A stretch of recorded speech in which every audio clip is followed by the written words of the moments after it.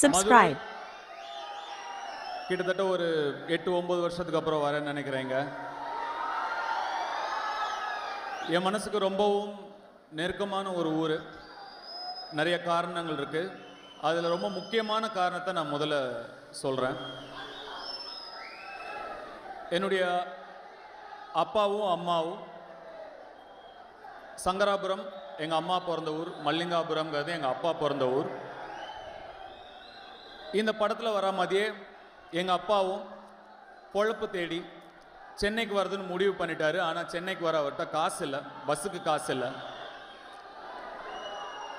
அப்போது இங்கே இருக்கிற ஒரு சொந்தக்காரங்க, மதுரையில் இருக்கிற ஒரு சொந்தக்காரங்க வீட்டுக்கு வந்து பணம் வாங்கிட்டு, அதாவது மெட்ராஸுக்கு போக பஸ்ஸுக்கு பணம் வாங்கிட்டு மெட்ராஸுக்கு வரணும். ஆனால் மதுரைக்கு வரவும் காசு இல்லை. அப்போ செல்வராகவன் சாருக்கு 4 வயசோ ஏதோ. எங்கள் அம்மா 3 மாதம் ப்ரெக்னெண்ட்டாக இருக்காங்க.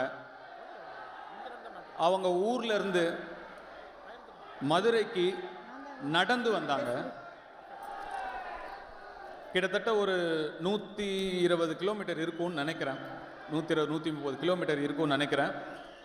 நடந்தே வந்தாங்க அங்கேருந்து ஒரு சொந்தக்காரங்களை பார்க்க. அப்படி எங்கள் அப்பா ப்ரெக்னெண்ட்டாக இருந்த எங்கள் அம்மா கால் கடுக்க நடந்து வந்து ஏறின மேடை தான் இந்த மேடை.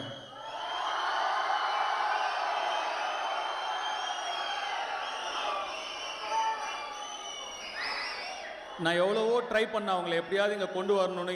எனக்கு இந்த மொமெண்ட் இன்னும் முழுமையாகவும் நிறைவாகவும் இருந்திருக்கும். ஒரு சில காரணங்களால் அவங்களால வர முடியும். நான் மதுரையில் கிட்டத்தட்ட ஒரு 200-300 நாள் இருந்தேன். நான் ஆடுகளம் படத்தில் நடிக்கிறதுக்காக.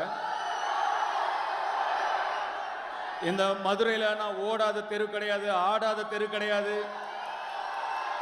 திருப்பரங்குன்றத்தெல்லாம் கிட்டத்தட்ட 30 நாள் இருந்தேன் நான்.